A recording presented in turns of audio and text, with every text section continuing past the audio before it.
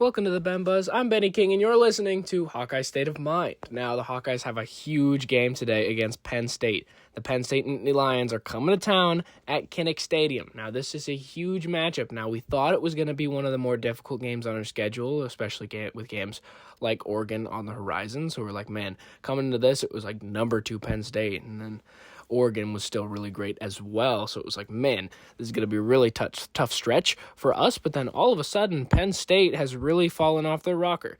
Now, not only did they lose to Oregon in the whiteout, but we kind of expected that. Penn State doesn't win those types of games, and they very nearly won in double overtime, but then they go on the road and lose to UCLA, and then come back home and lose to Northwestern, and then the coach is fired, and then Drew Aller's injured. Penn State really crashed fast, and I think it's really surprising that they had this quick of a fall off. They were literally just in the semifinals last year and probably should have beat Notre Dame. Drew Aller had a bad interception late. They were right there. They were right on the doorstep of the national championship last year and somehow found a way out of it, and I don't see anytime soon them getting back to even the semifinals, no less a championship berth. That's just not happening, and especially without Franklin, I don't know who they're going to get. People were foolishly saying Kurt Cignetti was going to go there. Why would he do that? He's locked in at Indiana. That's a silly idea. So Penn State is really falling apart, right? And it's kind of at the perfect time because now they face us. Now I am worried that because teams, it's kind of hit or miss how they play after they fire their coach. But they also are throwing in a new quarterback where it's like we're going to be playing a heavily defensive game, right? That's what we do. And it'll be really interesting how Penn State's morale is and how they're going to attack this because they let Northwestern put up 22 points on them. Now, while I think Gronowski could have done better last week, he still did fairly decent. And coming off that injury, you could see why he wouldn't have as much passing stats as you wanted him to. But 17 out of 24, right? And he did have that interception against Wisconsin. But the Wisconsin game bodes so much confidence going into this one. It's going to be great for those guys coming into this one. They're going to be fueled up for this one, no doubt. And, I mean, they're on the road at Wisconsin, and they dominate 37-0. We just talked about it yesterday. Sorry about getting that one out so late, by the way. Been pretty busy, but was able to get that one out. Sorry about that. But that was an incredible win for Iowa, and really off because Wisconsin just really didn't show up for the game. But then it's like maybe Iowa's just really good, or maybe Wisconsin's just really bad. I think both can be true. And whether you say how good Iowa is, it's going to be really interesting when we come into a game against Penn State. Now, I mean, it's going to be like a cherry-picked asterisk game if we win, because it's like, yeah, you beat Penn State, but you beat them after James Franklin had already had the domino effect of losing to Oregon, and then to UCLA, and then Northwestern, and then being fired. And then Drew Aller, and then he got injured in that Northwestern game. So it kind of sucks because we're kind of playing a withered and like not only injury-riddled team, but a team that lost their head coach. And I don't know if you would have pulled the trigger on firing James Franklin. I understand firing him, but you don't have a replacement, right? All the guys that you would think to be replacements are getting locked down right now. Matt Rule just went on the Pat McAfee show and said he's not leaving Nebraska. So it's like, I don't know how Penn State is going to be able to recover from that, and I feel like they're not going to recover this week. I'd be surprised because Iowa's defense isn't going to let them do much. I think it's very possible that this game is close, but you have a coach that's in his first game, right? And you have a quarterback that's in his first game starting, right? And you're talking about that first ever game going on the road at Iowa at Niall Kinnick. It's very difficult. We saw what happened and how Fernando Mendoza was really flustered in that game against Indiana when they came to town against Kinnick, and that's a guy who's been in college football for years. He played at Cal before he transferred over to Indiana, and before that he had the big win over Illinois, and after that he went on the road at Oregon and was able to perform pretty well. He did have the pick six in that one, but it's like Indiana was really good, and we took him to Niall Kinnick. We played our style of ball, and we almost found a way to win, where it's like if we do that same side of thing against Penn State, I think we definitely have the ability to, because you look at a team like Penn State, they're really struggling in that department. I mean, they've lost 3 games in a row that they were in. Like, you lose in double overtime to Oregon, that's crazy.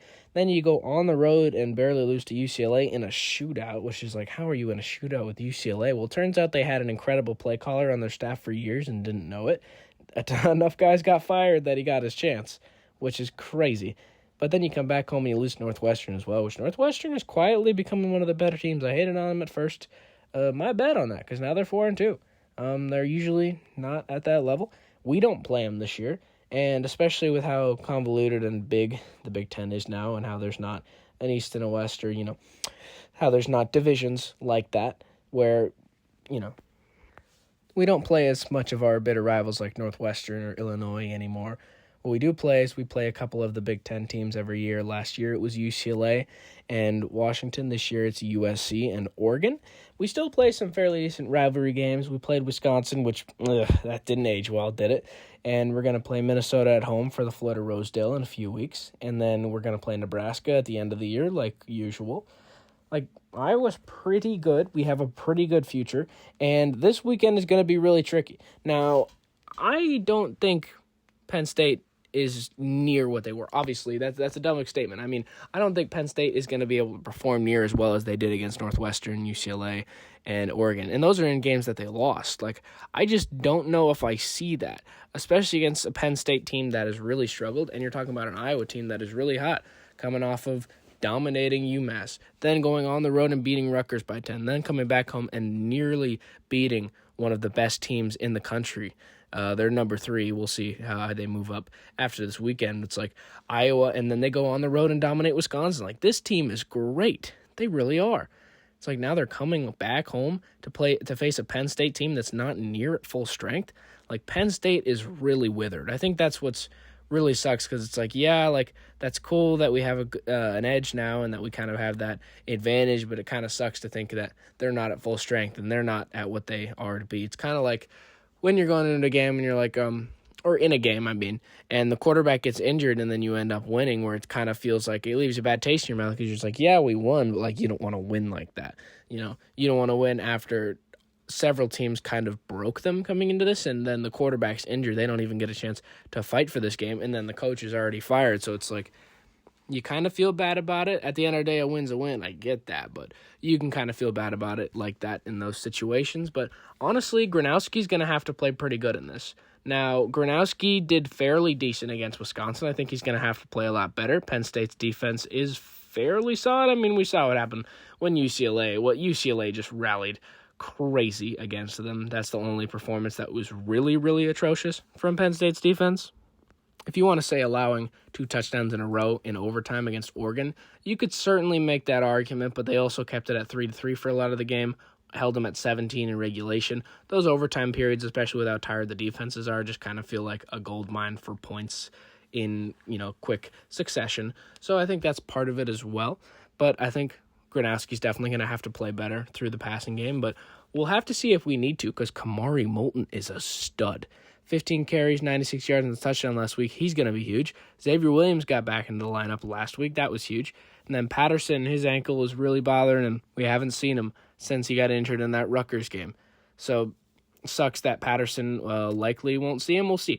We didn't know if we'd see Williams last week, and we did, and he really shined. So we'll have to see. And Moulton was coming off an injury when he popped out in that Rutgers game. Just our running back room is getting really injured, but we're getting a lot of it back. We're getting healthy. Moulton's healthy. Williams healthy, right? And then McNeil, he's still doing pretty good. He had 9 carries, 40 yards against Wisconsin. Honestly, we can run the ball really well. It's going to be about, can our defense do enough against a quarterback that hasn't played it down yet, really? Against Northwestern, Drew Aller was injured, so he didn't really have that great of experience, and it's going to be his first road game, right? Because the Northwestern game is at home, obviously. So he hasn't played in an environment like this, and also he really wasn't supposed to play. Just think about this. Now all of a sudden, Penn State is 0-3 in conference. That's right, the high and mighty Penn State. It's crazy, honestly, the fact that we're in this reality, that Penn State is 0-3 in conference, 3-3 overall, that they lose to an 0-4 team, that they lose to, a 3-2 Northwestern team. And that's no shade at Northwestern, but it's they don't lose to those teams. And it's they're not who they were, because now they've canned James Franklin. They think they can do better. We'll see if they can. And then Drew Aller is injured now. Doesn't sound likely he'll be able to get more eligibility, unfortunately for him, so he'll probably end up running out, and his draft stock is really at an all-time low. It'd really be great if he was able to go somewhere else and propel his draft stock and then get back into the draft and get a great position. Talk about guys like Cam Ward, who declared for the draft, was really bad, was able to get another year of eligibility, and then transfer to Miami, and now he's the number 1 pick in this past year. And then you look at a guy like Carson Beck, who was at Georgia. He ends up transferring to Miami and then is playing pretty well. And Miami's just really a great place for these guys to have a year and then dip, apparently. But yeah, that's what really sucks for Drew Aller. And not just the fact that they've been losing, because losing does suck, and then it sucks that your season was kind of already over with you being on the field. It wasn't like you got injured and then your team was losing. Like, you lost to Oregon. You lost to Penn State, That's what's unfortunate, but at least you got a chance to fight for it before your season really kind of ended, which is crazy to think that we're at week 7. We're at week 7 and their season's kind of over. That's honestly so surprising. It's so weird to think about this game now compared to what we thought it would be, what you thought Penn State was going to be. It's so weird to think about. It's like, this is Penn State. We are not supposed to win this game. We're not supposed to be favored. We're not supposed to have a great chance in this. Penn State was the number 2 team in the country. Now, were they too high? Yes. They don't really beat top 10 teams, so the fact that they propped them up that high that quickly, and the preseason rankings are so atrocious, having them at 2 is crazy. And they were ahead of Ohio State at the very beginning, which is crazy. When was the last time they beat Ohio State? Like, off of a blocked field goal, like 7 years ago? It might have even been longer ago. So James Franklin doesn't really win those games, so I don't know why you'd put so much stock into that, and putting them ahead of Ohio State is such a bold move. I don't really get that. But honestly, it's just really weird to think about this game, to think about how great of a chance we have. I think that's what's so surprising, because you'd think about going into this year, like, man, Penn State, you think about, like, Iowa State, and then that Oregon game, you'd really be worried about a lot of these, and you'd be like, yeah, maybe we get to 8 wins. Maybe we get to, because the schedule really looks difficult on paper, and we were even looking like, hey, Nebraska might be pretty solid, and they are, and then, USC might be pretty solid, and they also are. So there's more ranked teams than we anticipated, so it really is a tough go, and you really wouldn't expect this to be the game that's all of a sudden, this is going to be, an easy one. That's what's so crazy, is that the landscape of college football is changing so rapidly. And with NIL, and with the transfer portal, and with, honestly, it's really hard to comprehend right now. The fact that Penn State is so on their heads right now, it's really hard to think about and really hard to conceptualize. I'm honestly reviewing this game feels like a fever dream. It's like, there's no way we're going into this game against Penn State, high and mighty, supposed to be one of the 3 kings of the Big Ten, Penn State, and we have a really good chance. We're supposed to win? It doesn't feel real. It doesn't feel right. It doesn't feel correct. It feels like I'm looking at something wrong. It feels like I'm asleep. I need to wake up, right? What's going on? Like, there's no way that all of a sudden Penn State has lost 3 games in a row, and now Iowa is all of a sudden supposed to have a really good chance against them. Like, it's crazy. And I love my Iowa Hawkeyes, but I remember a few years ago we went to Penn State in the whiteout and got slaughtered. I think it was like 31-0. We couldn't score. And that was against Drew Aller as well, where it's like, Penn State's kind of what's supposed to happen. We played Ohio State last year, and we saw how that ended. Like, this was supposed to be one of those games where it's like, man, I'm glad we get it at home, because we're going to need all the help we can get, And now, all of a sudden, we're supposed to win? It's just really hard to think about, and it's so dumbfounding. Honestly, this has been such a crazy year of college football. We've got so much parity in college football this year, that we have things like this that make no sense on paper. Like, you got to tell me at the beginning of the year, yeah, Penn State, they're number 2 in the preseason poll. All of a sudden, they're going to lose 3 conference games in a row, back to back to back, going into that game, and then all of a sudden, the coach is gone, the quarterback is gone, right in time to play Iowa. It's like, what is going on? They were just leading in overtime they were just ahead in overtime against Oregon with the chance to finally get a top 10 win. They were just ahead a few weeks ago. And now the season is over. I feel like you have to say it's over. Once they fired their coach, they accepted that it's over. Now, they still have a path to eligibility, obviously. I mean, they're at 3-3, so it's not like they're like Wisconsin, who's 2-4, and is very unlikely to win another game, which maybe you say the same thing for Penn State. Maybe they're unlikely to win another game, but it's just really interesting to think about. The fact that we're in this game against Penn State and we're supposed to win. The fact that we're against Penn State and we have a great chance. Like, it's honestly so wild. And I mean, it's great, but at the same time, you kind of feel bad. You're like, man, that Oregon loss really broke them, led them to lose to UCLA, and then that broke them so much that they ended up losing Northwestern. And then not only is James Franklin gone, but like, I would be so worried if Drew Aller was playing, because Drew Aller's a great player, and I think he gets more hate than he's deserved for, because it's like, You're going to tell me that UCLA game was his fault? UCLA, that was not his fault. His defense gave up 42 points. How do you explain that? So, yeah, Penn State is not great anymore. It's honestly so crazy how quickly it unraveled. I'm spending a lot of time talking about Penn State, but it's just so weird to go into this game against Penn State. Like, I've been thinking about it all year. I'm like, man, that stretch we would play Penn State and then Minnesota and then Oregon. I'm like, man, we're going to be lucky to come out of a win there, honestly. And just think about it, because Penn State is supposed to be a title contender. This was supposed to be James Franklin's prove-it year. They poured so much money into this team. And then all of a sudden, right as Iowa's about to play them, they completely collapse. I don't even know. They just absolutely, completely imploded. So Iowa really has a great chance. Now, I think our defense is going to play great, by the way, and especially against a quarterback that hasn't played at all. He's not going to do great going into Kinnick on his first start. That's just a tough draw for the kid.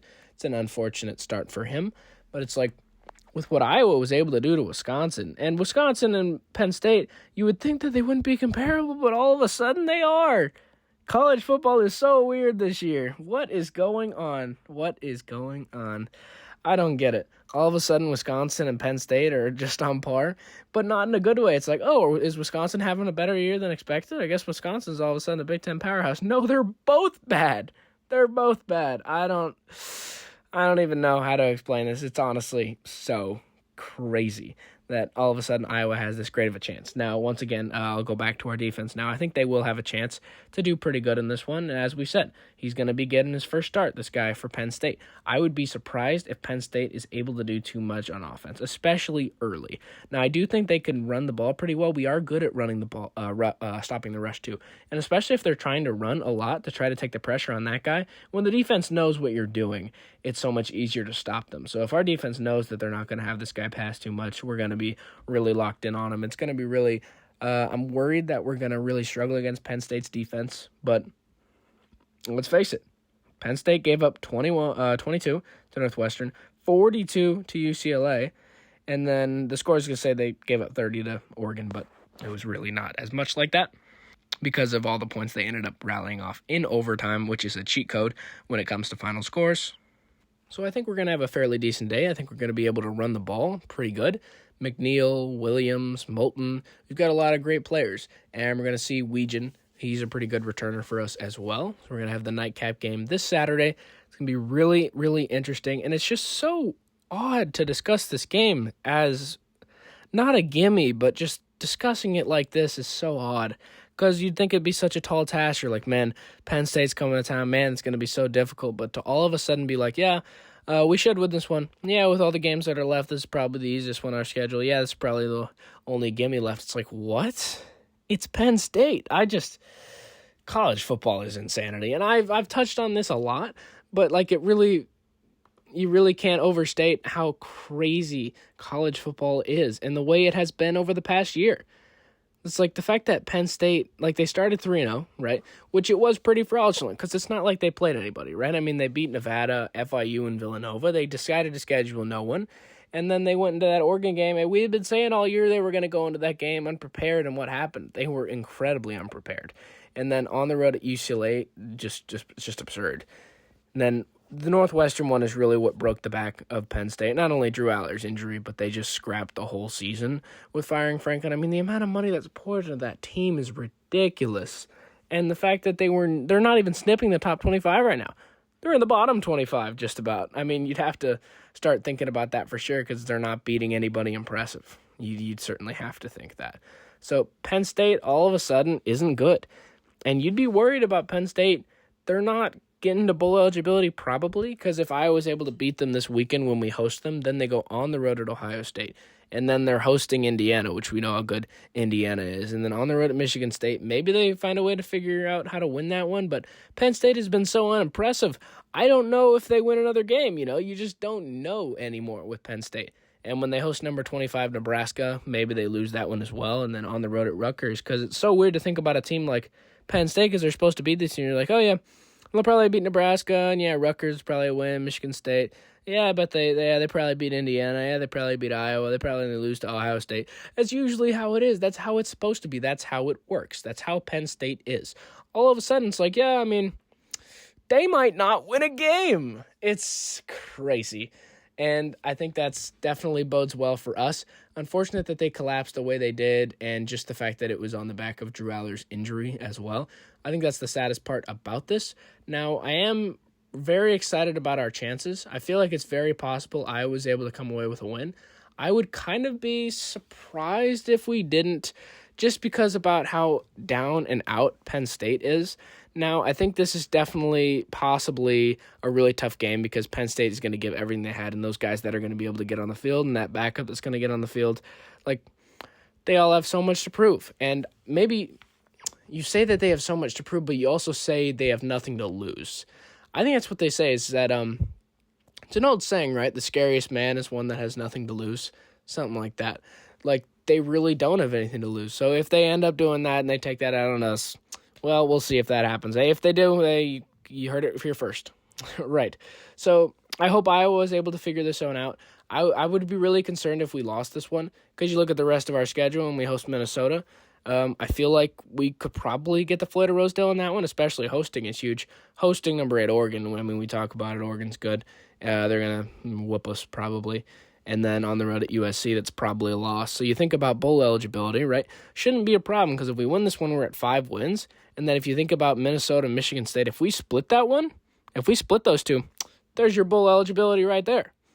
That's not bad, right? And then with teams like Nebraska, that's always kind of a coin flip. We're able to steal that one because we already lost 2 coin flips against Indiana and against Iowa State. So I think Iowa has a great chance against Penn State. I would be kind of shocked if they lost. And Penn State has such an interesting year this year because they started off really good and then they have imploded so much, and right at the perfect time, right as they're playing our Hawkeyes. So it's a little unfortunate for them, and you feel kind of bad about it, especially with injuries. But I think Iowa is going to win. And it's kind of unfortunate for Penn State. And I'm kind of a broken record now. I feel like I've said the same things throughout this, but it just really is so weird to think about this game where it's like when we cover Oregon in a few weeks, assuming Oregon doesn't magically lose several games in a row, you'll hear it how like I'm a lot more down, but like it's just really weird to cover a game like this and be like, yeah, I think we'll probably win. Yeah, I think we'll win. It's like, it's Penn State. What do you mean we'll probably win? Like, it's such a weird year that we're having here in college football. This reality is crazy, and college football is on fire. So it's very interesting, and I think Iowa is going to have a really great chance to win this Saturday, and I'm really excited for our Hawkeyes, and I think they're going to find a way to beat the Nittany Lions at home at Niall Kinnick. This is the Ben Buzz. I'm Benny King, and thanks for listening to Hawkeye State of Mind.